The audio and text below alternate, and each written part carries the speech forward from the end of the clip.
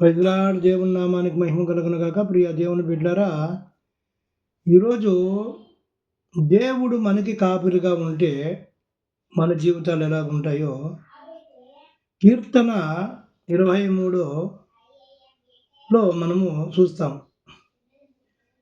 కీర్తన 23, యెహోవా నా కాపరి, నాకు లేమి కలగదు.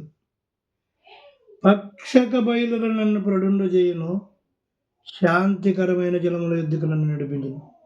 ప్రియ దేవుని బిడ్డలారా, యెహోవా నా కాపరైతే ఆయన నన్ను పచ్చక బయలులో పడుండు చేస్తాడు, మేనిస్తాడు, శాంతికరమైన జలముల యొద్దకు నన్ను నడిపిస్తాడు. యెహోవా కాపరి కాక ఈ లోకములో ఉంటున్న ఎవరినైనా మనము కాపరిగా ఎంచుకొని ఆయనే మా జీవితాలకి, మా కుటుంబానికి పెద్ద దిక్కని, ఆయన ద్వారానే మేము బాగుండామని మనుషులను మీపై ఆధారం చేసుకున్నారనుకోండి. కొందరు అంటారు, ఆయన లేకపోతే, ఆ వ్యక్తి లేకపోతే నా జీవితం లేదు, ఆయన ఇంకానే మా ఇంట్లో దీపం మండుతూ ఉంది, ఆయన ఇచ్చిన ఒక డబ్బును బట్టో, ఆయన ఇచ్చిన భరోసాను బట్టో నా జీవితంలో గొప్ప కార్యం నాకు జరిగింది, మేలు జరిగింది, ఆయన్నే దేవుడు అనుకుంటుంటాం మనం. ప్రియ దేవుని బిడ్డలారా, వాడు నిలబెట్టి నడి రోడ్లో రేపు వసూలు చేస్తాడు. నడి రోడ్లో ఈకపోతే కేసులు కసార్లు అంటాడు. ఎందుకంటే మన ముందర అనేక మందిని మనం చూస్తున్నాం. ఈరోజు నేను చెప్పేది ఏమంటే, ప్రియ దేవుని బిడ్డలారా, యెహోవా నీకు కాపరైతే, యెహోవా నీకు కాపరైతే ఆయన నీకు ఏదేమి కూడా కలగనీయుడు, లేమనేది నీకు రానీయుడు. పచ్చక బయలులో నిన్ను ప్రడుండు చేస్తాడు, శాంతికరమైన జలముల యొద్దకు నిన్ను నడిపిస్తాడు. సమాధానము, శాంతి కరమైన జలములు, నిశ్శబ్దంగా శబ్దము లేకుండా, గలిబిలి లేకుండా ఉండే స్థలానికి. ఈ లోకములో ప్రియ దేవుని బిడ్డలు సమాధానపరిచే ఒక వ్యక్తుల యొద్దకి, ఈ లోకములో ఎలాంటి పరిస్థితులు గుండా నువ్వు నడుస్తున్నావో అలాంటి పరిస్థితులు గుండా పోకోకుండా మంచి ఒక వ్యక్తుల వద్దకు నిన్ను నడిపిస్తాడు, శాంతికరమైన జలముల యొద్దకి. జలములు అంటే బైబిల్ గ్రంథములో జనాన్ని కూడా సూచిస్తుంది. ప్రియ దేవుని బిడ్డ, ఆ జలములు గొప్ప జనాంగమును సూచించుచున్నవి అంటాడు ప్రకటన. ప్రియ దేవుని బిడ్డలారా, శాంతికరమైన జలముల యొద్దకు మనల్ని నడిపిస్తాడు. పక్షక బయళ్ళు మనం పరుండు చేస్తాడు. యెహోవా నా కాపరి, నాకు లేమి కలగదు. పచ్చక బయలు నన్ను పడుండ చేయును, శాంతికరమైన జలముల యొద్దకు నన్ను నడిపించును. నేను నా జీవితాలు ఆయన చేతిలో పెడితే, దావీదు భక్తుడు అనుకున్నాడు, ప్రియ దేవుని బిడ్డలారా, ఒకరోజు నేను గొర్రెల కాపరిగా ఉన్నప్పుడు ఎలకబంటి వచ్చి మందపై పడింది.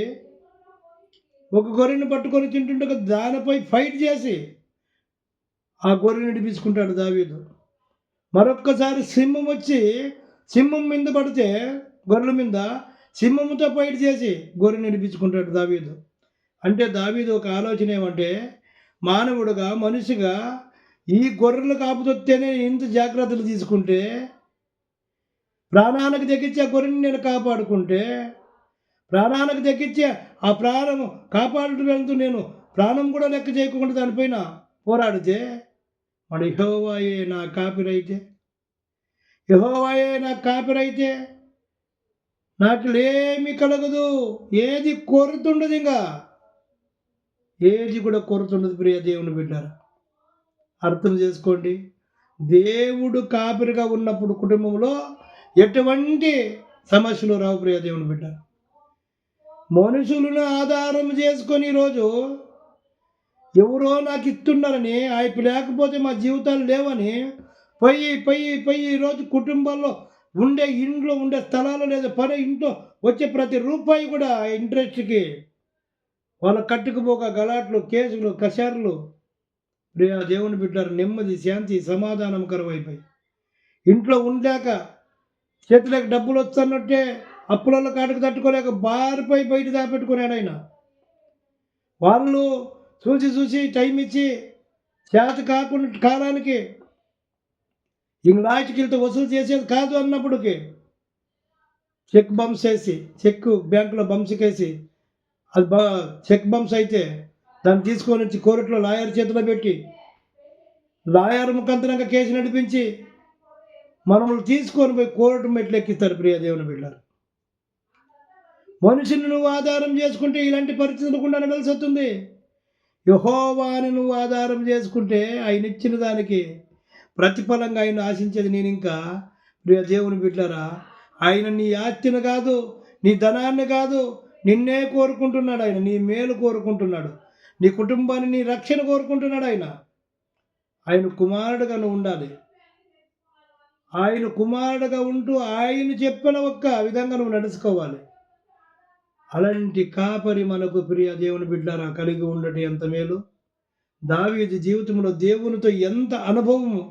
దేవుడు నాకు కాపరి అయితే నన్ను ఎలాంటి చోట్లకు నడిపిస్తాడు, నాకు ఏలేము కూడా ఉండదు, పచ్చక బయలులంటే సమృద్ధిలో నన్ను పెడతాడు, శాంతకరమైన జనముల ఎద్దుకు నన్ను నడిపిస్తాడు, నా చుట్టూ సమాధానాన్ని, శాంతిని సమకూరుతాడనే ఒక ఆలోచనతో ఈ 23వ కీర్తనలో దావీదు దేవుణ్ణి ఎలాంటి కాపరిగా, నాకు యెహోవా కాపరి అంటున్నాడు.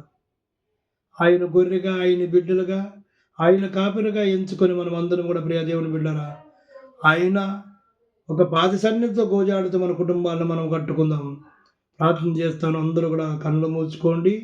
వింటున్న మీరు మీ సమస్యలని ప్రియ దేవుని బిడ్డరా మనసులో పెట్టుకొని ఈ ప్రార్థనలో ఏకీభించమని మనవి.